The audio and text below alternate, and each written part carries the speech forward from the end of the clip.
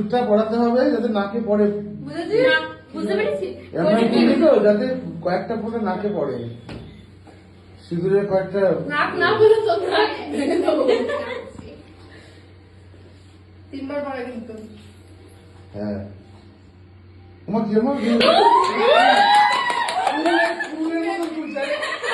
এরকম থাকে দাড়ির মতো।